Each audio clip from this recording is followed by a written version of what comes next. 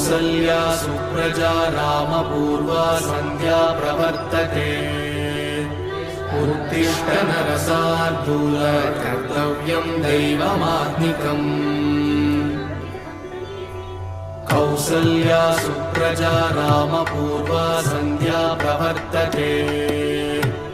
उत्तिष्ठ नरशार्दूल कर्तव्यं दैवमात्मिकम्